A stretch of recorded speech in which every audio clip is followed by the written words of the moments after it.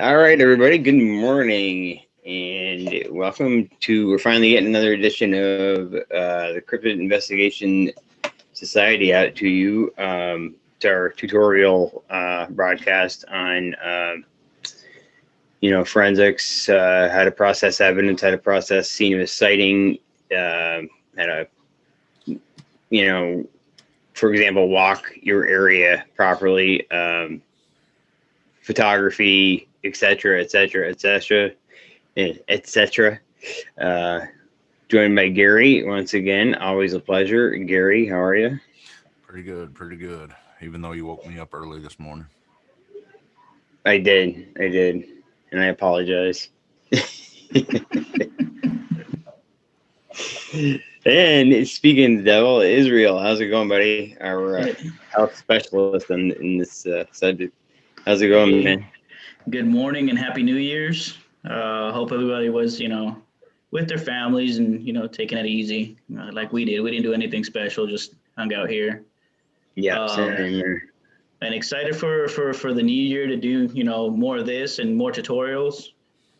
Like you were saying, it's important if we want to get out to these young investigators in this field, so they can create good habits. Because sometimes we do stuff and it's not knowing that it's we think it's right, and we have our heart in the right place, but that's what we're here for, to teach them. Like we said the other day, it's the why. Why do we do this? Why are we collecting? And what are we collecting? What's the purpose for it? So hopefully with this, we're going to help out and teach as much as we can, to bring awareness. So last time we talked about the cameras and what they can do for you. And as we discussed, I think today we're going to go into actually looking at those pictures and seeing some mistakes that we all made at the beginning, and then we've corrected it over the years. And again, it's everybody's done it, even myself. Go to my first scene and started taking pictures, thinking that was the right thing. But sometimes we just need to step back a little bit and analyze first. I think it's the very important. Analyze the situation first, and then go into whatever actions you want to take, pictures, collection, everything like that. So, right, and it's probably not to cut you off, but I know you mentioned newcomers in the field, but damn, I mean this show will even be good for the veteran. I mean, I've been doing this for years, and you slapped my hand many a time for making stupid mistakes. We're going to slap your hand some more when we get into this picture analysis also. Lovely. Well, after all, it's just the one, or is it the bottle that looks like pee?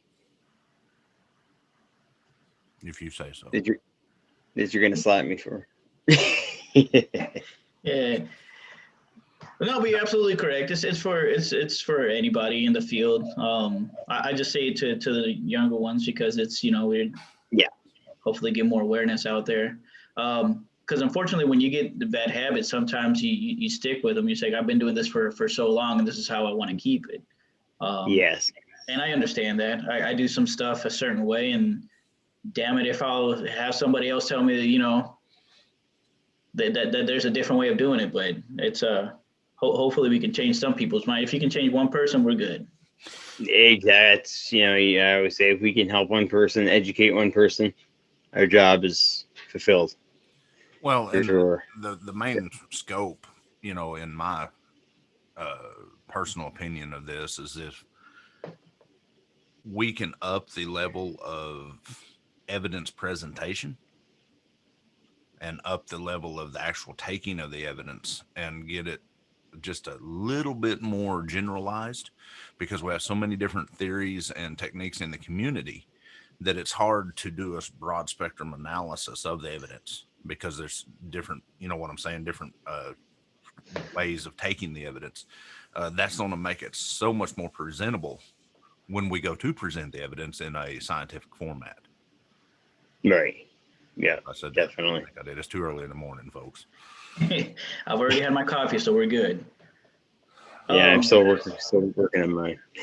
Another thing to caveat on that is not only to be able to present it, but once you take the pictures and stuff and collect all that evidence, how you store it in a database. And like again, we'll get into that later in other tutorials. But for example, us, if we're going to do a product, we always do the same thing. It's on PowerPoint, so it's easy. Everybody has PowerPoint, but we've set it a certain way where you go in there and you just plug in the information that you need to, and it's always formatted the same way.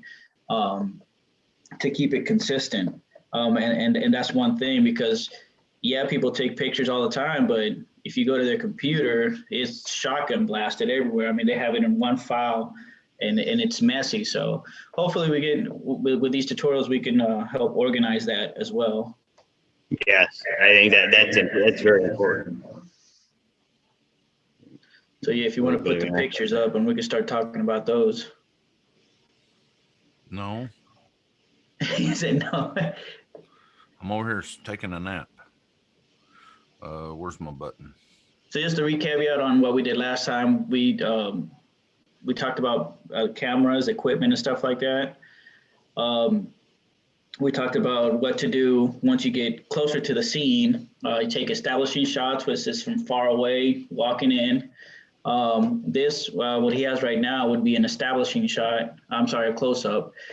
With preferably you want to something measurement, but if you don't have anything, this is perfect example of using what you got when you have it, right?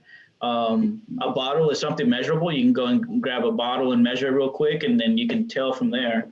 The picture is clear. You can see the ridges and everything on the print. This is a good picture. Yeah, and that has, just to mention, you two, that has been verified authentic by our good friend that joins us on the round table sometimes. Your good buddy, Gary. My good buddy. Yes. Patrick? Yes. Oh, well, yeah, it's definitely, I mean, when I look at this, I mean, me and Patrick are both trackers. The splayed toe is not conducive of a human print, because we have manipulated our feet over generations of pulling our exactly with shoes. Now mine are a little different because I'm in the part of the grounded movement, and also the size. I mean, they'd have to be almost the size of Shaquille O'Neal to have one that big. That track is a good, probably 12, 13 inches long. And yeah, the bottle's 8, so yeah. I mean, it's very conducive of the target species. The biggest thing for me is the wideness of the track itself. Now that could be for a little bit of deformity of the substrate, the soil and stuff. But the big thing that gives me a idea that it would be the target species is the splayed toes and the size of the big toe. Absolutely. All right, next picture. Hold on, stay on that one real quick. Another good thing that we need to get into habit is, you did good doing the close-up. You always want to fill in what we call fill in the picture. So maybe another picture to do. And again, this is all digital, so take as many as you want. Try to get that whole feed to fit from top to bottom of your frame. Okay. And again, this is so when they zoom into it, they can see all the little ridges and stuff like that. Right. And then get it from sideways to a couple feet back. Gotcha. That's good. Yeah, it's definitely interesting. Saw a lot of them down there in North Carolina with that splayed big toe. They're very different, in the Southeast as far as, physical characteristics than I've dealt with up here, and it makes sense. Go ahead. Go ahead. The only thing that I would have probably done different with, like we was talking off the air, is I like to physically mark the end of the trail, the end of the track at the heel. I would lay like a pin or something across the bottom of it, because it leaves it open to, that's very hard to tell from a picture the actual length of the track. It gives you a starting point reference on the track. Yeah. And that way you can, especially if you don't use a tape measure. The biggest complaint that I've seen in the community is people's like, "Oh, you got the tape stuck out past the track, so you're trying to stretch the track out visually, you know."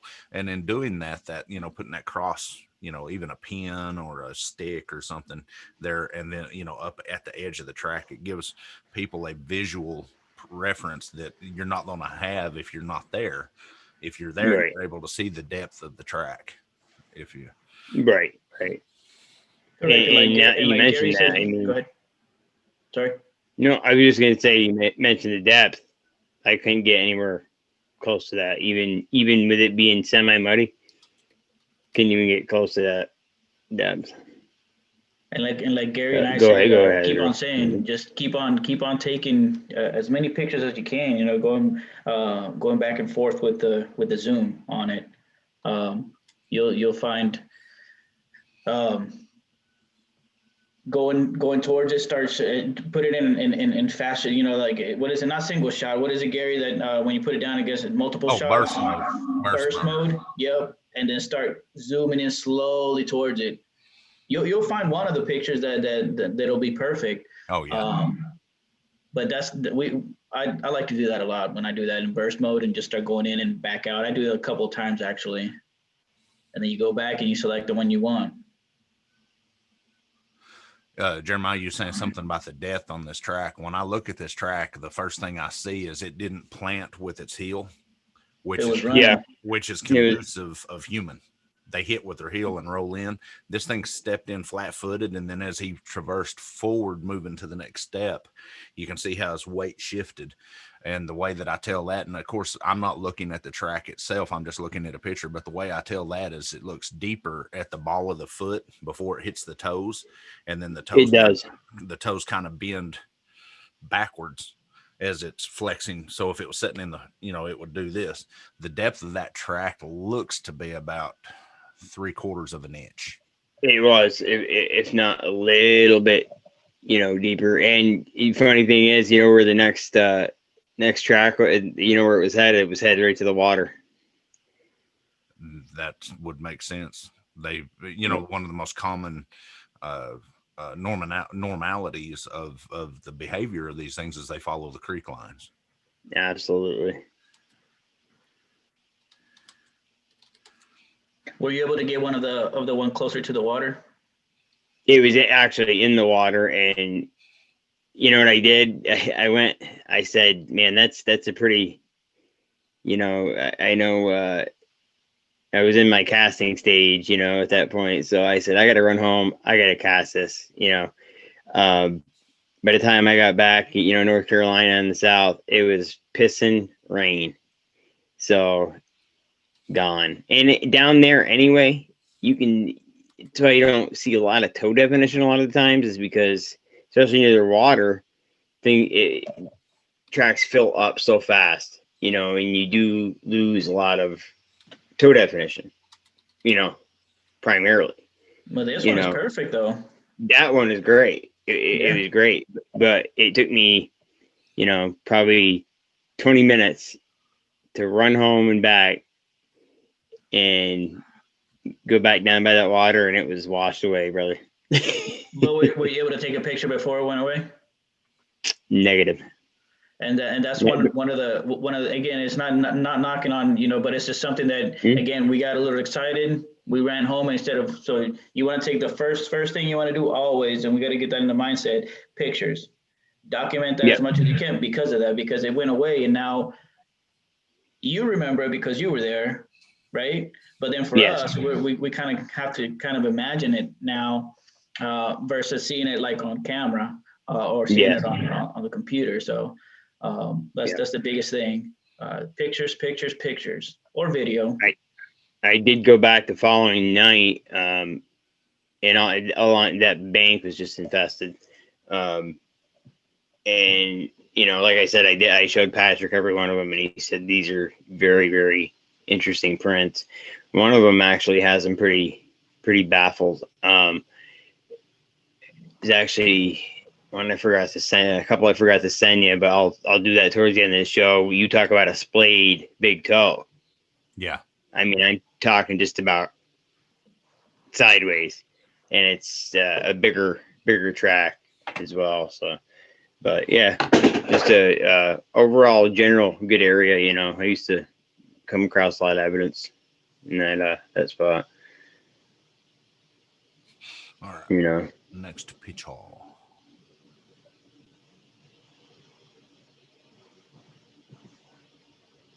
Okay. Israel, I'll let you take the that was So the following. The print, the does how you call it? The focus on the print is perfect. You can see the print is there. How light was it outside? Was it dark outside or was it? It's about what you're seeing. Dusk, almost dusk. Okay, because like we were talking about a little while ago, if we want to zoom into the tape measure, we lose that the prime number that we needed Yeah. to see. And then maybe like Gary said, bring the tape measure past it so we can if we need to draw a line or something. Yeah. And again, that just takes again playing around with the camera to make sure that you're not focusing like the camera is not focusing solely on the print, but also on the tape measure. tape. Yeah. And again, Right. you'll have to get somebody who's when we get somebody that's really good at the cameras. I'm beginner at best, but but yes, this is it's if we were to ever it's an interesting track too. We've got the guys he's probably sleeping right now like I should be, but no, y'all had to wake me up so early. But yeah. No, he's better at the camera. When I look at this and folks, please don't take this the wrong way. You know, I'm not knocking Jeremiah a bit, but he had some prime examples of what we're talking about. This track here, you can definitely tell is not the same individual as the other track. It's smaller, it's narrower. The track itself is quite interesting that it curves around the clod in the middle. I don't think this is a full impression myself when I no, that's what Patrick said as well. The only thing that I would the only thing that I would say that the track itself in the focus on the camera, and that's the reason I like Israel's philosophy of using the burst and moving the camera. You know, I usually when I take a picture of a track, I start focusing in the center, hit burst, and do like a 10 to a 12 shot frame, frame shot right. burst. And as I'm taking pictures, I'm moving forward, moving back. Like if the track is facing, if this is the track, I'm moving up, back, side to side, and then I come back in, and this is over a multiple burst. I literally will take anywhere from 30 to 50 photographs of the same track at different angles. And then one thing that Israel had mentioned before about taking different lighting and holding your camera in a static position above the track, well centered in, and changing the lighting, because it, in a combination of doing that, it gives you a perception of the depth better than just one straight on track. But the one thing in this frame, I would say that the camera needs to come down just a little bit, because if you look at the lower part of the track, if you didn't have the mark or the ruler or the pen showing the edge of the track, people could almost misinterpret it being deeper, when that is just damage to the substrate itself. Well, on the side here, that was actually a little, you can't tell from the picture, but that was, I want to say it was a hard clump of soil, maybe even had some, hard sediment underneath it, but it looked like, I don't know if it's the actual foot itself that's curved, or if it's the way it placed its foot. Well, As it landed. I'll tell you my thoughts on that. Yeah. I don't think the foot itself is curved. I think if you look at the substrate material, see the coarseness, it looks almost like a grass clod, because you can literally see the big toe. If you can see my mouse, can y'all see my marker? Yep. Yes. It looks like the big toe here, but if you look at the coarseness of this substrate compared to here, I think what happened is when it stepped, and this is conducive of anybody or anything that walks without shoes all the time, is you become to the point that you feel things with your feet. So anytime you instinctively, if you come down on a rock or something, your foot will mold to it. And honestly, I think that it felt that. And this is just a perception, because I don't know what the next track is. I'd have to actually look at the next track and see how it planted to see how the differentiation in the weight of the two, what we call ground strikes. But it looks like it actually rolled its foot around that substrate material because it was coarser and it had a little heel there, if you see what I'm saying. Okay. Yeah. No, because you're too busy playing with your phones. No, I'm trying to. There's a couple other tracks I'm trying to find this video that I made. Very interesting. Oh, here it is. I'll shoot you this video here in a minute. No, I don't like getting shot at. So this track, according to what I'm seeing evidence-wise with the tape and everything, is about 12 inches long. Yeah, give or take. Yeah. Give or take. Now these, let me send you these two. Are pretty interesting in themselves. And these Patrick thought these were pretty damn interesting as well. Here we go. And I'll have to apologize. I didn't measure the ball of the foot on one of them, so you can slap me now. Did you get the other pictures I sent, Gary? I think I just did. Let me pull it up and see. I got the video from Israel. Yes, I did get them. If you want to add that video later, or if you want to watch it, it's just I was just showing and it shows I didn't put any scale onto it, but it's just showing the depth. If you could see the different depths on it.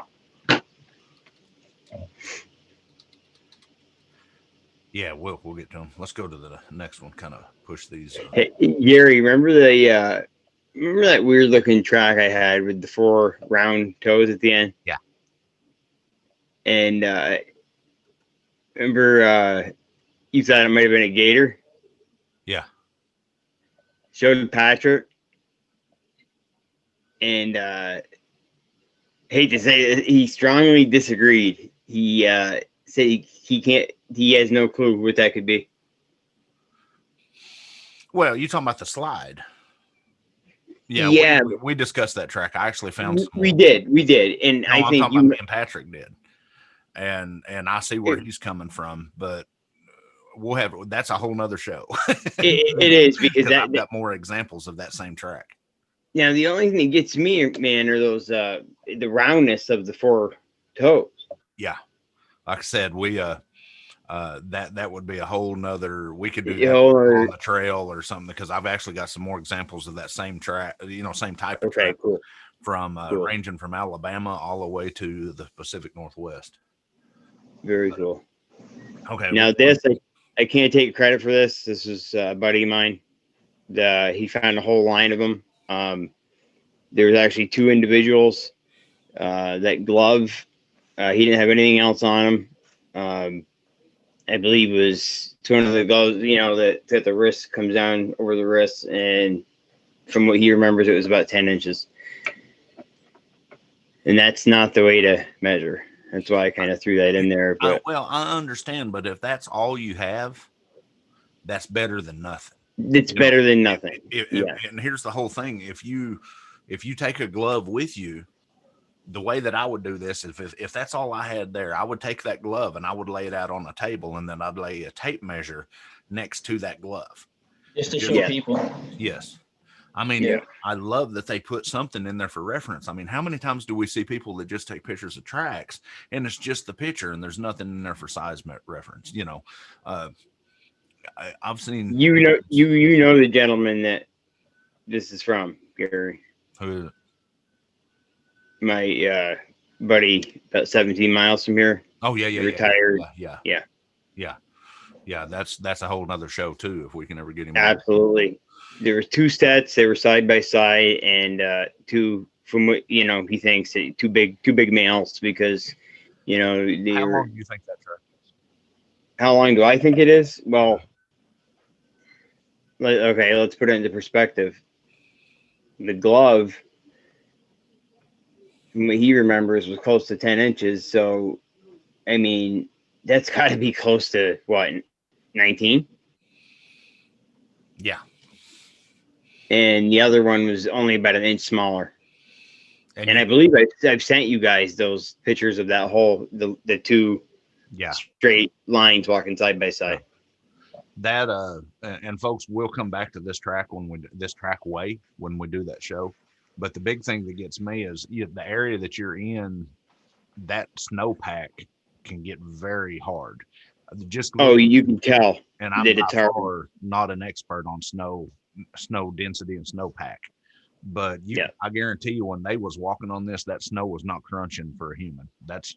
But this thing with the weight dispersion, like in here, and sinking in that much, that's a big boy. That's yeah, and he's and he thinks he knows which one it was too, because as you know, he deals with quite a few of them.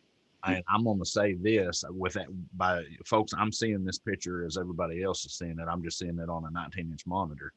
I don't see any differentiation. And once again, this is all speculative, just my opinion, but I don't see any melt off except for maybe on this side right here a little bit, but you can still see the inside of the archway definition here. I would say this track is not very old. No. They weren't. From what I understand, they were not there. He was out the night before, I want to say it was the night before, and there was nothing there. That would be conducive to a 10 or 12 hour pattern. Yeah, but I don't know how fast there's so many different factors there, sunlight, temperature, with snow. It's very easy to track in, but it's hard to discern the age of the track. And I'm by far no expert of it, because it don't snow down here where I'm at that much. Okay. So I guess when you go the other direction, looks like. Okay. Israel, I'll let you get him on this one. Explain kind of guide us through what happened that day and what you took there. Yeah. What are we looking at? Yeah, it was the night after I talked to you, Gary. Remember, I was on the phone with you, and we could both hear something in the wood line. Yeah. It was moving back and forth. It was on two legs. And that was the night of the video. That's correct. Yeah. That's correct. So we know they was in the area. They were in the area, and there was two. You know how our good friend Travis talks about the chirping. Yes. Okay. Well, what sounded like the large one was in the middle. Okay, and sounded like there was one on each end of him, and they were doing that back and forth, almost saying, "Hey, I got him. I got a view of him." Yeah.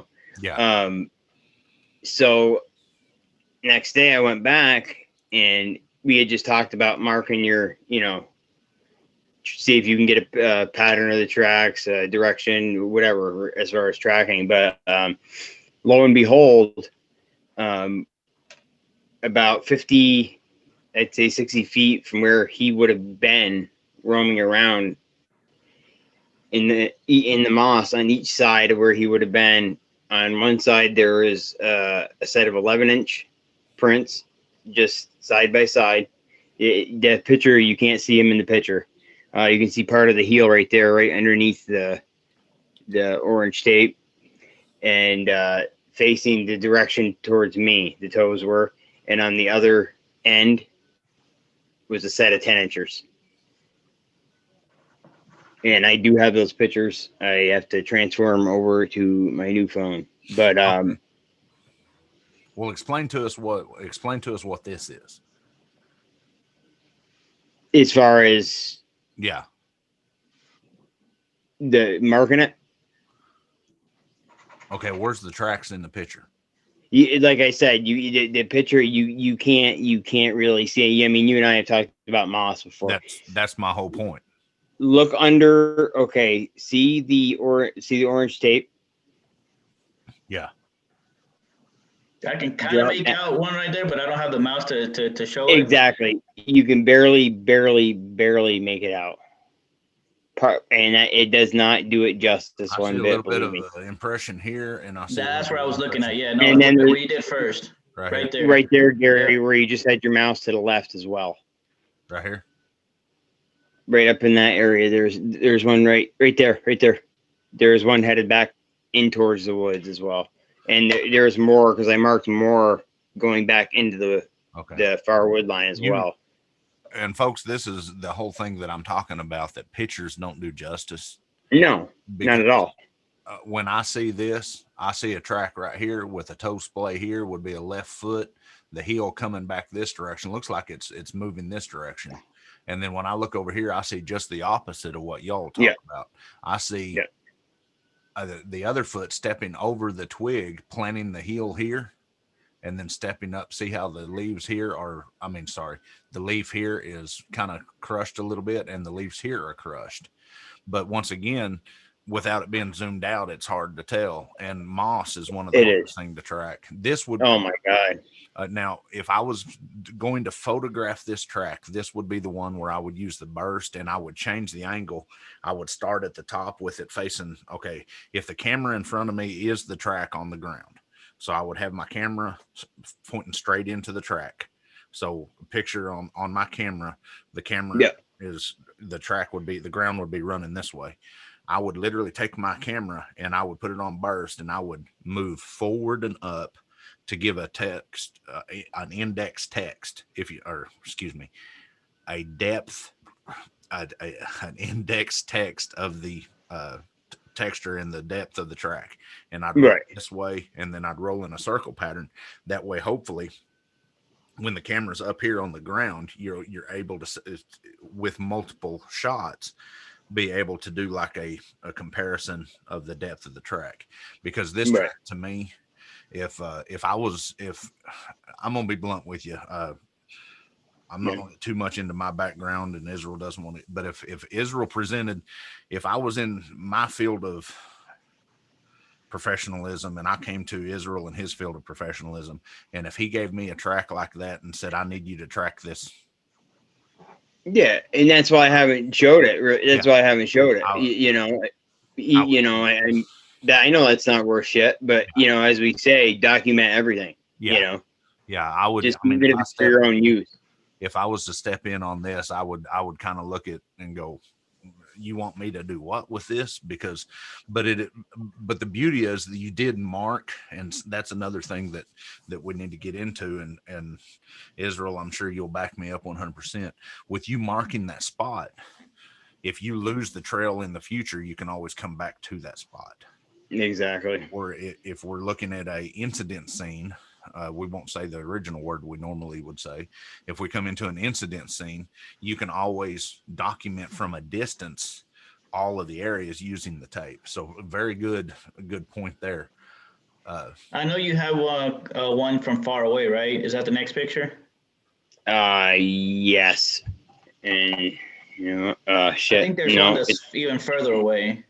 There is. There's one. There's not. You can't. Okay, that you can't see shit there, obviously. Yeah, but to me that's a good one because that one is showing me context of the woods. Like Absolutely. I love these because you Exactly. give me context where the print is at versus the Yes. tree line. This is what we should be looking at. Absolutely. I agree. Yeah, When and then I don't know another thing that and it's popping back into my head as we go, and I apologize for that. Sketching is it's a real big deal for us. yes, You don't have to be an artist. Just by what you were drawing right there, this is I came up with this. Can you see, guys? bring it closer to the camera. Yeah, Yes. Okay, so what we're looking at here, you do a square, right? You put north, you find where north is. I just did it this way. North is up for this one. I put a number one, that'd be that first print, and then down here you put what it is, print found under the branch. And then you go to number two, absolutely. second print found or partial print found over here. And then you can put notes, whatever notes you want to put, whatever you did, your actions, what you did that day. And you keep this, you get a couple of folders and start putting them in folders so you can go back and say, hey, when I went to this place the other day, this is what I found. And again, I'll put it up close so you can see it's something that I came up in 5 minutes. Nothing fancy. Absolutely. I totally agree. The one thing that I get into with folks that I'll start with when I roll when they would call us out and we would come into a incident for the wording that we're gonna do it, and I need to probably explain that to folks. Israel has a extensive crime scene analysis background, and I have a tracking background, but I tracked for the Department of Corrections and Search and Rescue. So we decided when we started presenting this that we was not going to say crime scene because we don't want to give people the wrong idea that a sighting area is not a crime scene, but yet it's still an incident scene. So that's the reason for the wording. But when I step in, you can always tell. It was so funny when we would get with certain people, you would step into the incident scene and within 3 seconds you'd look around and be like, this is going to be fun. Because there's no tape markers, there's nothing. They literally just walked in and took a report, and then we're like doing their job. But then some people, you'd come in and like Israel was saying, you'll see flags everywhere. They'll have the notes laid out on the hood of a car, or they'll hand you a folder, and then Right. you can partake, because when you step into a scene as a tracker, you can literally you get into their mindset at the crime scene itself. Now, on what Israel was saying with the notebooks, I've got notebooks after notebooks after notebooks. But if you're tracking and you're researching for Sasquatch or something, you don't want to be out in the woods. It might be raining. You don't want to take the time to write things down. Everybody has one of these in their hand. Put that thing on video. You can set most of these cameras to the burst, but I also set it on video, and I hit record, and I literally just pointed at things as I'm going, and I talk into it, and I say, and then here's the next thing that I tell everybody. That's a 6-foot tape. Tape. 90% of the time, stride pattern and stride length on these things, unless they're jumping, has been around 6 foot, 6 to 9 foot. Well, you can carry a 12 foot, but it's a little bulkier. But with 6 foot, you just lay out 6 foot as far as you can, mark that spot, and then stretch out again if you need to. But I literally carry with one of these in my hand and this in the other hand set on video mode, and I'm literally taking video for a quick reference of each individual spot. And as I'm talking, I'll be like, I'll stick the tape out, 6 foot stride pattern to the left with a plant and extension off to the right. And then doing that, then you can go back later because it'll help you keep it fresh in your mind, and set in your vehicle or set up in camp that night and take your notebook and draw everything out. It'll give you a quick, what's the word I'm looking for, Israel? A quick reference, I guess would be. Reference. Doing it also. And then you'll start to recognize your individuals. Absolutely. But you've got everything documented. Right. I can't express enough. Taking a single picture of a track is wonderful. Taking a cast of that track is wonderful, but that is just part of the program. If people would start explaining what they led them to that area, backstories, explaining what they seen in there, just a general description of the weather, of what time of day it was, not only what time of the day of the incident, but what time you are there. Israel, this is your department. So whenever you're trying to verify the information from somebody, having them sketch it out is key, because if they weren't there, they don't know what they're sketching. If they're there, it's in their mind. I mean, they're sketching it out, and you're like, okay, yes, I was there. I saw that tree. I saw that building. I saw that room. Whatever it was, right? You can verify this when you go out there, and it's more credible information. But again, like he said, one picture is not really going to tell you the full story. And again, that's why we need to get into making a product after you take these pictures. So then when people do have these questions, you can combat them right away. You're like, nah, look at the next picture and I'll show you. You know what I'm saying, Jeremiah? So absolutely. For this one, you would have been like, here's the next picture. Before you even ask, I know you're going to ask where how far we were. The next picture is going to show it, and that's a product that easily on PowerPoint you can build when you come back. And like Gary said, when you lay out your notes, your videos, and stuff like that, and you start documenting all that down. Yeah, and folks, this is a merging of two different backgrounds. Israel is big in the field too, but he's also he teaches this. And so his format and mentality is a little bit more extensive than the average person. I would classify, far greater than the average person. But I know a lot of folks are going to look at these, and some of y'all are going to be like, oh man, that's great ideas and stuff. And then some of people will be like, man, I'm not going to go through all that trouble. Well, we understand. That's the reason we're trying to keep it as easy as we can, because like the whole thing of I carry a notebook with me in the field all the time, even in a survival situation. If you're in a survival situation and you want to leave a trail, take a notebook and roll it up in tinfoil or stick it in a burrito packet or a candy bar wrapper and put a note on it. I'm heading this direction, this so-and-so time. I have these injuries. This is just a survival thing. But that's how important you need to start the fire. But make a long story short, when we step into a situation, you have them sketch it out. The person that's seen and when you come in to take a report as a researcher or an investigator, you have the initial contact report, that you sketched out, but you also have them sketch it out. Then if you have, as time goes, you take your pictures, you take your videos, you take all this and put it in a folder, and then you can literally lay this out on your desk at home and put it fresh in your mind. And the more information you can put up almost a, would I be correct to say, a profile of of the incident, and I think that is where we don't want to overload, too many people so fast. But I think that's where in the community, and we're not experts, by the way. I'm not. I was the only. I'm just touching the tip of the iceberg, and like you said, I'm sorry to cut you off. No, go ahead. No, go ahead.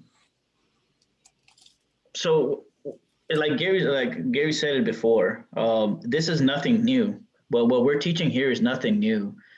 These are not ideas that we came up with. This is not ideas that we just said, hey, sounds good.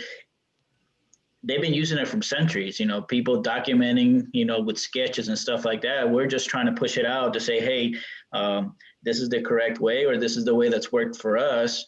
And if we want to be legitimized, I guess, we want to present the stuff the correct way. Absolutely.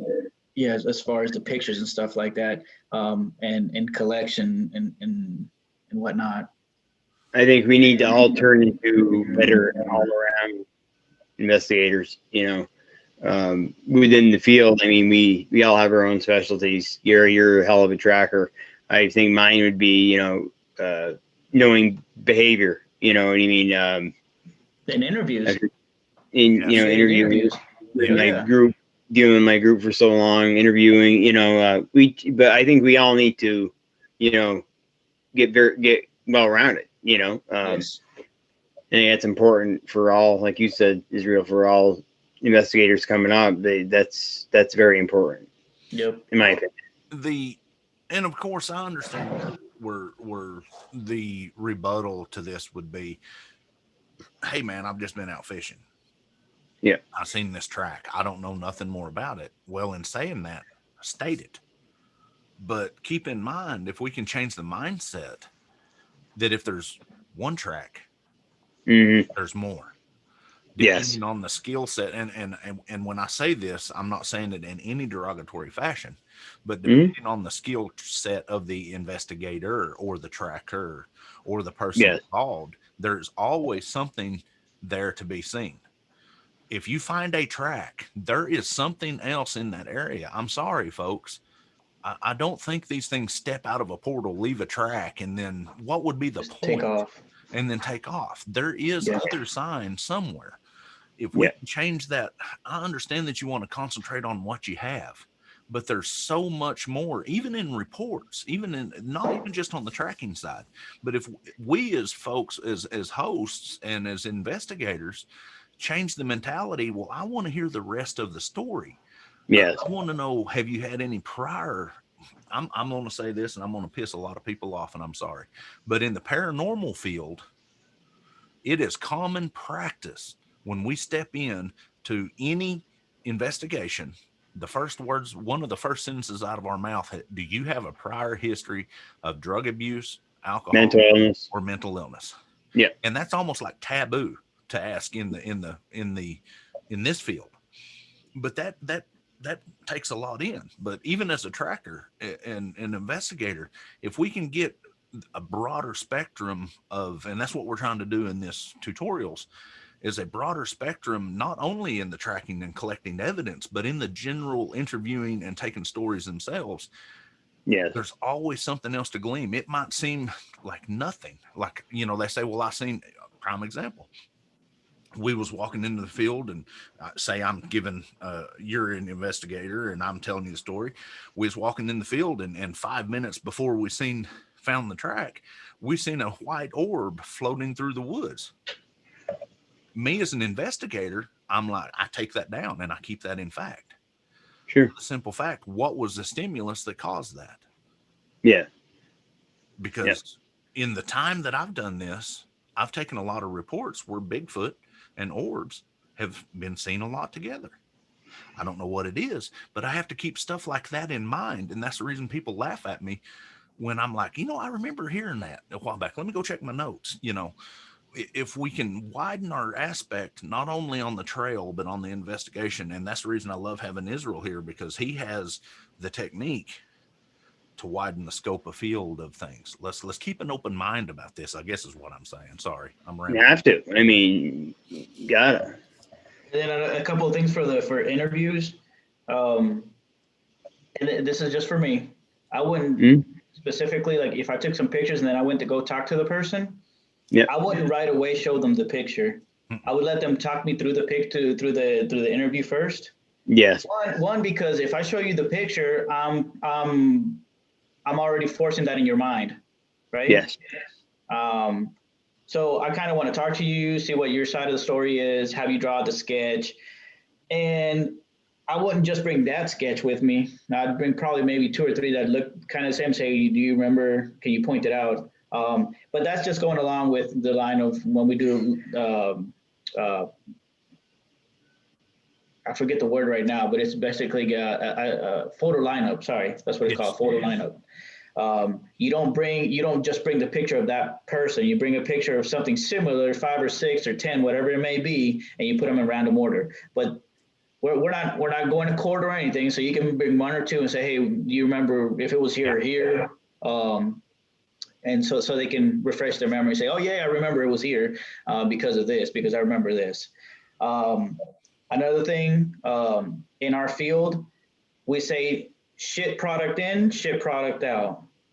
So if you're giving me something that's, unfortunately, like I said, something's out of focus or a half a shot, we can't do anything, unfortunately, with it. We'll take it because we have to, we'll keep that documented, but we just can't do anything with it. Yeah. And then when you were talking about verifying the person's mental state, or asking them if they have prior history of drug addiction and stuff like that, maybe not so much as blunt as to say it like that, but I would sit down before and see where their mental state is, because you do, and Jeremiah, you work with kids all the time too. You know how there's specific ways you don't talk the same way to one person that you do to another person. Exactly. Some people like for you to throw big words around. Some people, don't like that. They like it dummied down. So I would just chit chat for a second. Nothing about that, just other stuff to see where their mental state is. Absolutely. Yeah. I think you brought up a real good point, Israel, and in this community, and I'm by far no expert. I mean, none of us are, but this community is so bad about blob squatches, and that's all fine said and done. And I get such a kick out of it when they're like, "Oh, look at this picture," and I'm like, "Okay, well, what evidence? Did you have any vocals? Did you have any visual sightings, or no? I was just walking through the woods and took this picture, and right here it is." I throw that out immediately. But if they, well, like you said, in doing the interviews, if you have vocals along with it and experiences to go along with that picture, then I put it at a little bit higher category. But I'm really, in my personal opinion, I'm really tired of, and I get a bunch of them, doing the shows and stuff of, "Oh, look at this picture. I was walking through the woods and I had my camera going and I took this picture in this shadow. That's a Bigfoot looking at me." And I'm like, "Okay, is there any prior sightings in the area?" Well, I don't know. I'm just like, really, guys, can we change the mentality a little bit? Can we be a little bit more thorough in our investigative capabilities? And I know I'm going to upset people and I'm sounding like a butthole, but folks, it's out there. I love how, your field line of work, Israel, especially how they say it. The evidence is there. It's just how hard you want to work for collecting it. Yeah. Mm-hmm. I mean, just like in your interviews, you said, when you're interviewing skills, I have a tendency to come off real aggressive with my interviews because I'm so passionate about it. And I have to really tone it back, not to lead people on by like, well, what was the eyes look like? What did the forehead look like? Because you have to take almost the first initial report. You have to take a passive role. You're just collecting evidence. You're not interviewing would interrogating be the right? Yeah, no, you got interviews and you got interrogations. Yeah. So the best people that I've seen, obviously the polygraph, the polygraphers. Yeah. And none of them, they keep their composure. They're always, their tone of they're taught their tone of voice is a certain way. Their hands, everything. They'll tell you straight up, you're gonna conduct a polygraph. They'll teach you everything, and they still fail it. That's how good they are. These guys are ridiculous. So yeah, learning the proper ways of doing stuff is gonna help us out tremendously. And it's quicker too, because sometimes you overthink things, and I'm an overthinker. Bad. You tell me to do a project, and I start researching it and you're like, "I just wanted a table, dude." Okay, what type of table did you want to be? Stuff like that. But in this case, you simplify things for the person. Absolutely, and that's something that I have to work on, even myself, because I am very like, well, what else did you see? What else do you see? And I need to sometimes tone it back. But but that's not bad though, because you can keep on that. That's refreshing the person's memory. What else did you see? But this one's good too. Yeah, even if the beginning of it was washed out a little bit, the tape measure at the end, it kind of focus, so it's usable. It's about 10.5, 11, right? Yeah, about 10 and a quarter. Yeah. Yep. So.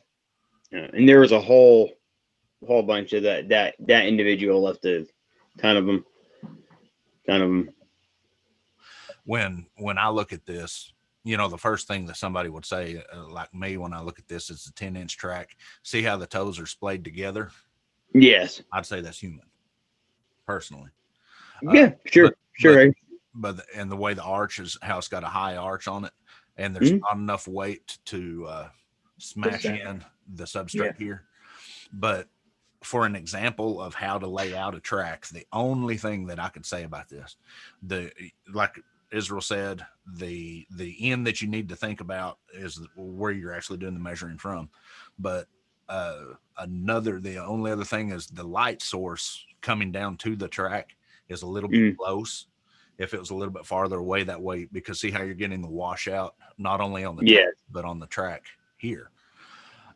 But this would be close on a scale from 1 to 10. In my experience, my personal experience, I'd put this about a 7 or an 8. The only thing I would do different is the next shot, I'd have the tape laying across it for width. Go to the next one. Go to the next one. Are you able to zoom in to those pictures? No, not without downloading them. Well, maybe. Let me try. No, it's not. That's fine. I just wanted to see what it does to, because we can actually see if it shows anything like with the number 10 or with the actual. No, I'd actually have to download them and use a different software. Sorry about that. Perfect. Yeah. That was okay. No, this is not the same track, but not the same track, but once again, your light source here is washing out if you have it a little bit farther away. And folks, sometimes more light is not the best thing, No. Just like in the photography world. Israel, you could probably allude to this better than I could. You can really wash out a lot of detail with too much light. Sure. And if you're having trouble with that one, just change the colors of it. I mean, if you're having trouble with the light itself, you can also change the color of just buy something that's either white, the tape measure itself. Yeah. Just change the tape measure out to a different. I mean, it's not going to make too much of a difference, but it might. Go to the next one. You got the next one? Okay. Again, same one. It seems like it's the same thing. The light is shining on the. It is, and you yelled at me that night for that. See, like if I was looking here, you can see that you have focused, and see the big thing is in our eyes. Our eyes see light different than a camera does. Our eyes automatically adjust. So when you're looking at that, your eyes don't see the washout. Correct. That does photography. The only thing I would do different in this is you can see right here on the tape that you have focused the light on the tape. I would have actually focused the light down in here, and then you would not have the washout coming across. But I can definitely tell by looking at this track that this is the exact same track as the one that we just showed where it was crossways, for the simple fact, see how the sharpness of the toe here? Absolutely. And the sharpness of the toe here. So we know that it's the same track. The biggest thing that gets me on this is, without knowing the prior track and the track ahead, see how deep inset the heel is?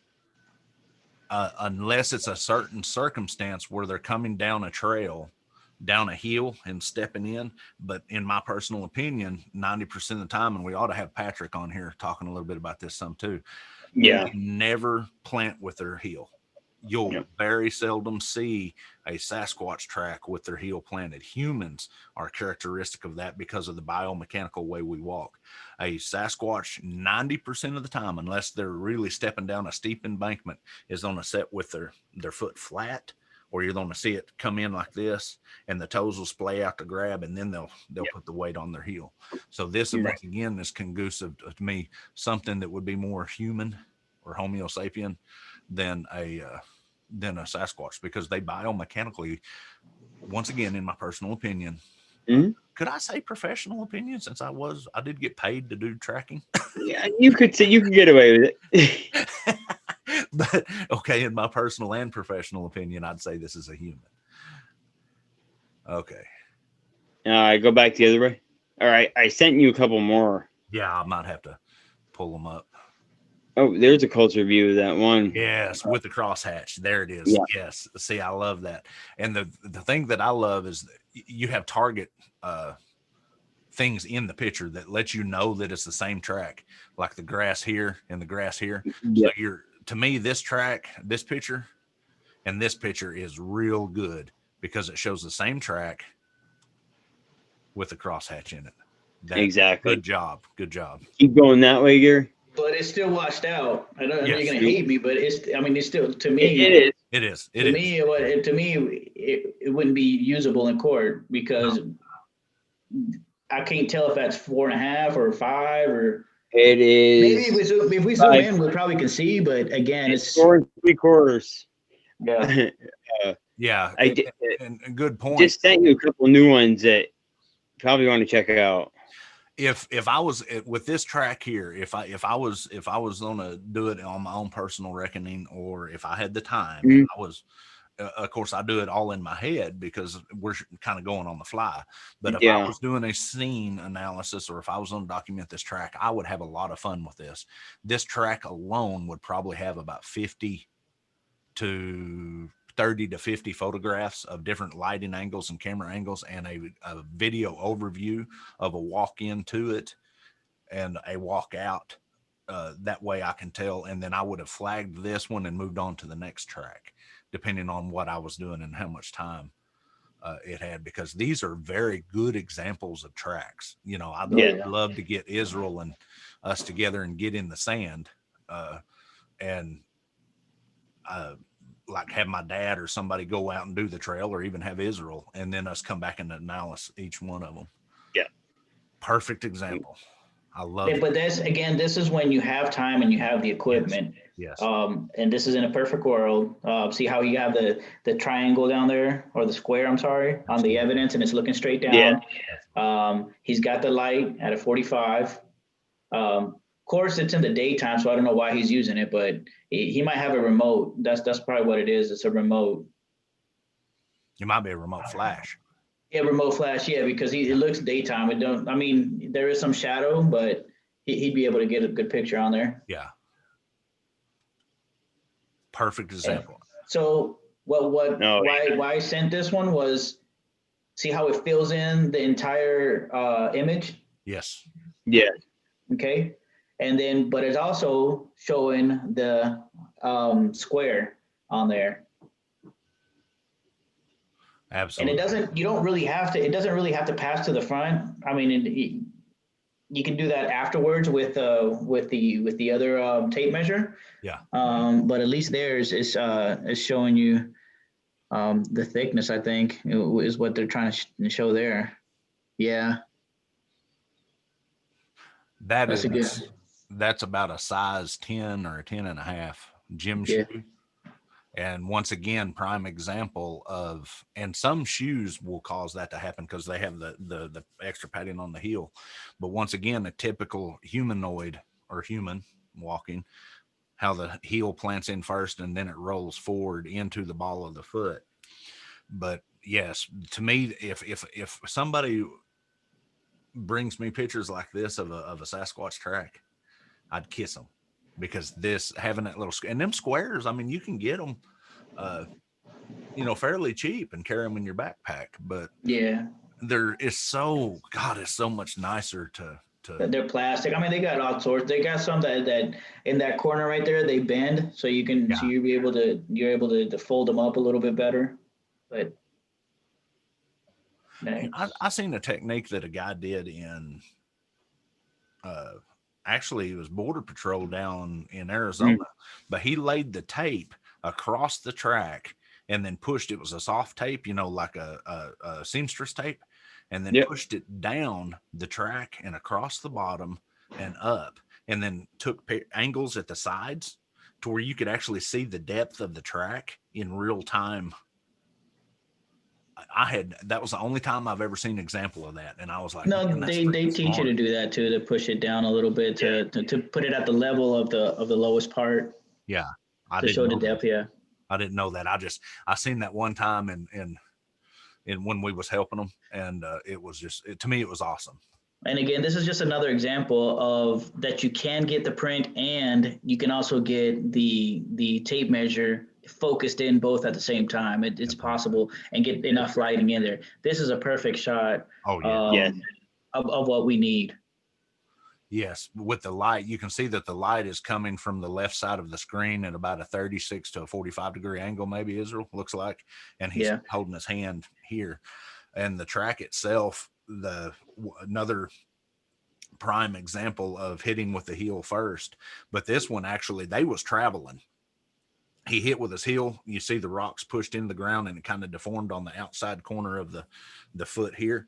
So when he hit, and then see how the front part of the toe here is kind of deformed, is kind of the substrate's pushed in. When he hit, he pushed off and stepped to the left as he was moving. See all the you see the deformities here and how it's smooth and pushed in, and then it's also here. So when he stepped, he shifted his weight. Whenever you step, you always shift your weight to the opposite side of the direction you're heading, so you can push off. And then all the damage here. Great example. Great.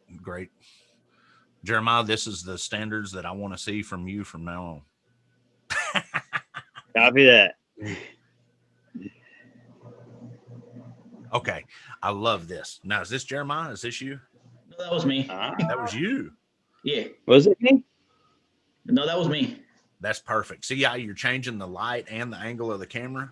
I was just trying to show that if you change it just a little bit, you see the ridges, and that was my feet. I was just trying to show you that see, it's a simple flashlight can do it. Yes. And just look how much it changes on there, just by changing it a little bit. Absolutely. Okay. Absolutely. When I look at this, unless you had a size reference, you could chop this, and this is a key point. You could chop this video down, and you could say this thing was 18 inches long because there's nothing for size reference. But when I look at this, I notice two things. I don't know if you remember how you was walking that day, Israel, but see how your heel is splayed in, and then you're rolling to the outside edge of your heel, and how your other toe is dug in. Once again, you was stepping.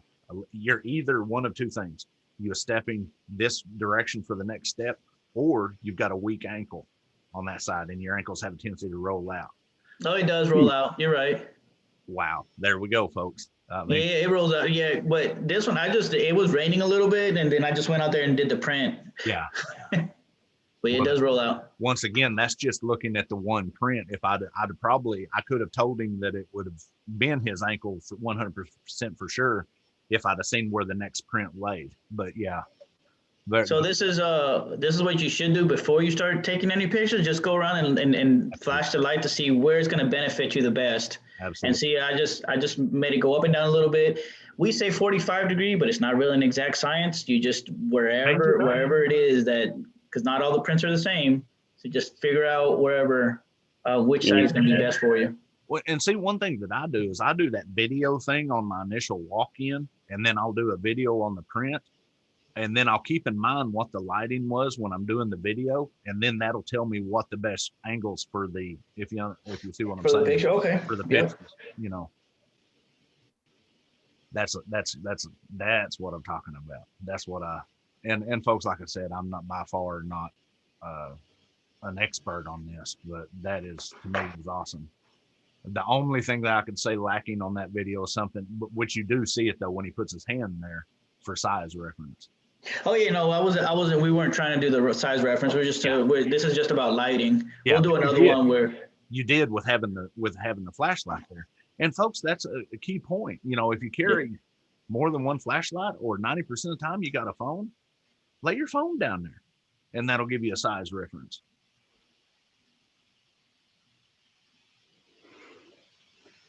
Yeah, this is good. See, now, you notice that toe? Yeah, that's good. Very splayed.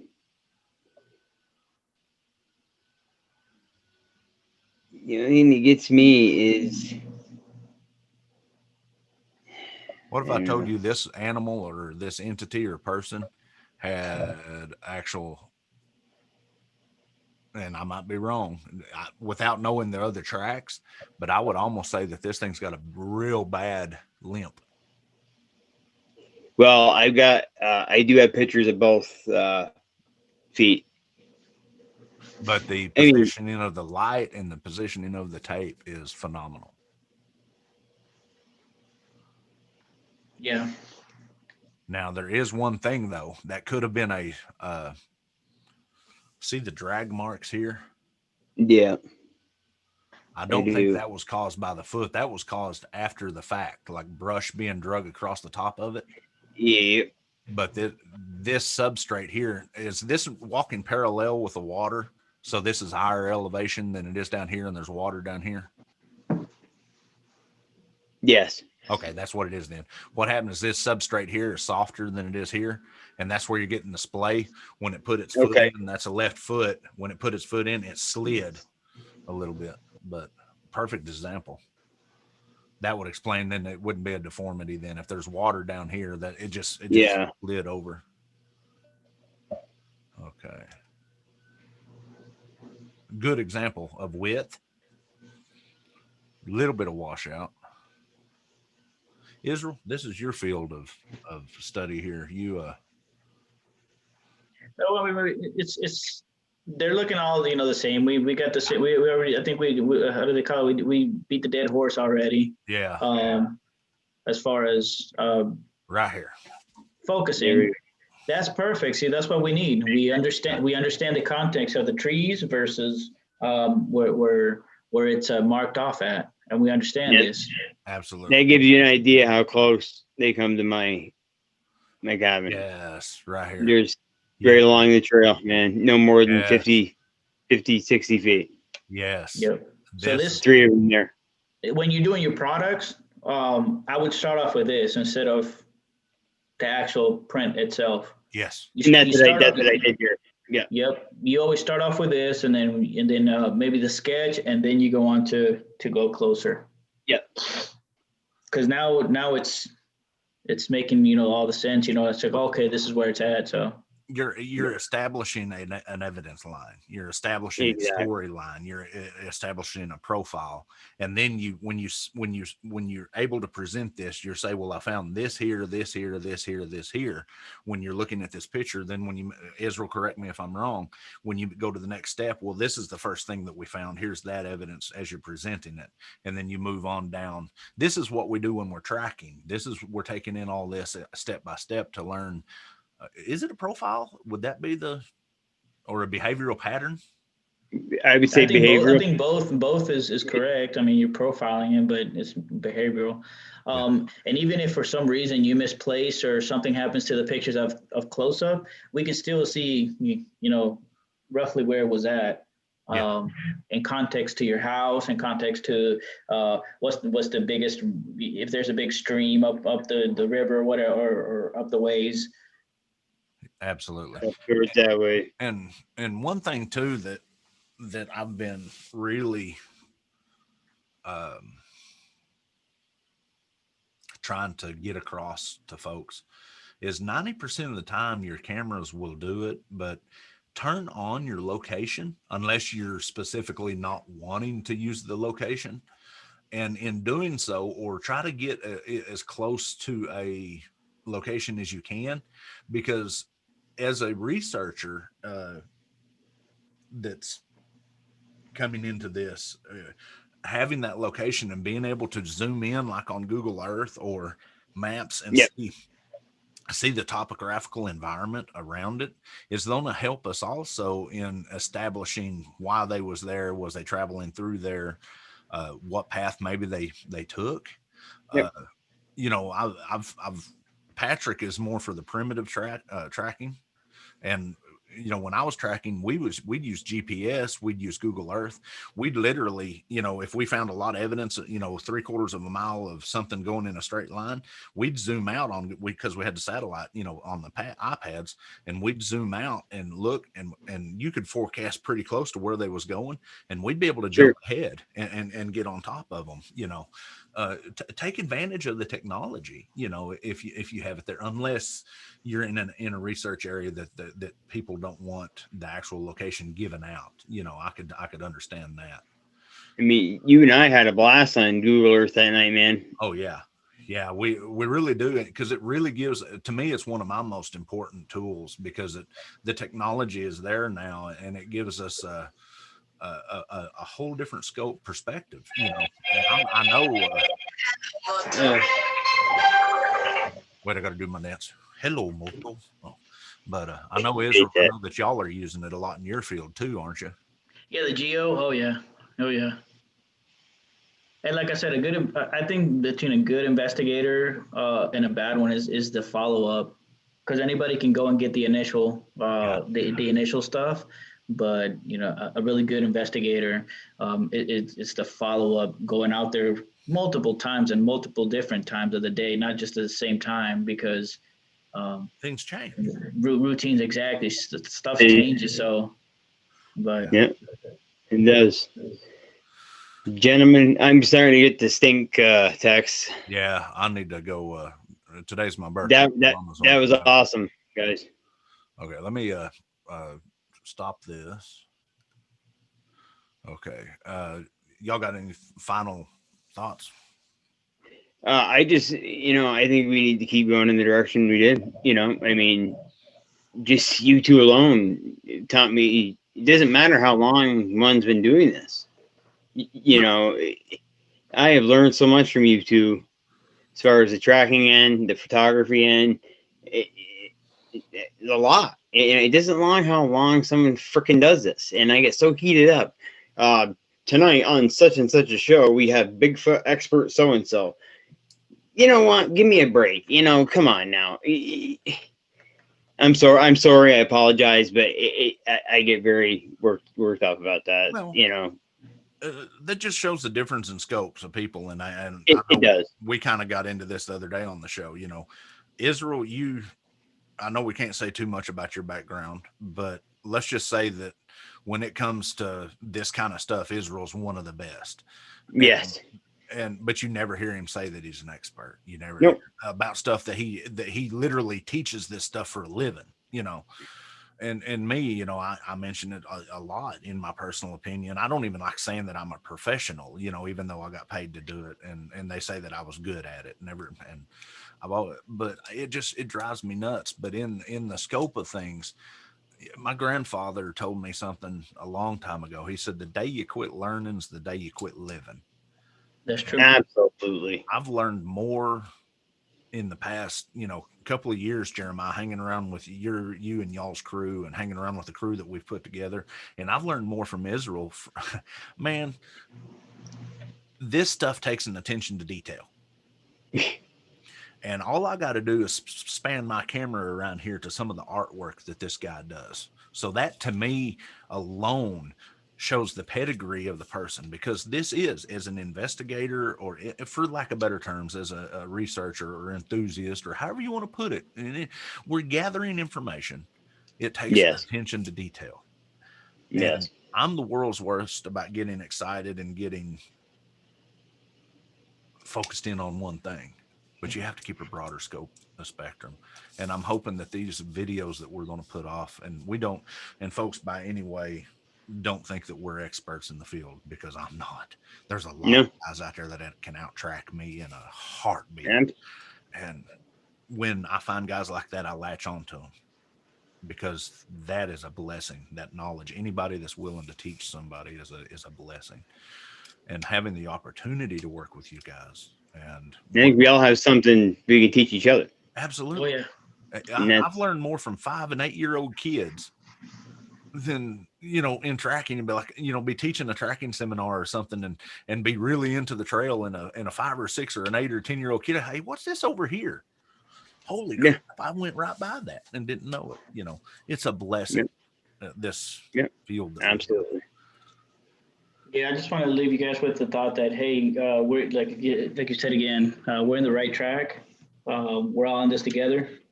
Simplicity is going to help us out. We don't have to make things complicated, and I think that's the other key that we need to start focusing on people. You don't have to make it complicated. we have to do with what we have. It's another thing that we have to teach, because if you don't have certain things, then you have to do with what you got. Document. Again, and we're going to say it every time. Why do we do it? And why and what? And what are we collecting? Again, thank you for the kind words. I don't consider myself, and like I said, I've known investigators out there way better, but I do like helping. So we're going to do a lot more, and I challenge those that are looking at here. If you don't think that what we're saying is correct, or if you want to battle it or whatever, do your research. Absolutely. Research. We're not teaching anything that hasn't already been taught before, or that we're not making stuff up. It's already been proven that it works. This is what's being taught, and we're just applying it to these types of investigations. So absolutely. Thank you for allowing me to be on here. It's an honor. Absolutely. And I'm learning a ton from you guys. As is, we are for you, man. And the wife's already looking. I'm going. Yeah. I hear you there. Folks, appreciate it. We're going to end the show there. You said it's your birthday today? Yeah, it's my birthday. Happy birthday, brother. Thank you. Happy birthday, my brother. I'm going to stop recording in 3, 2.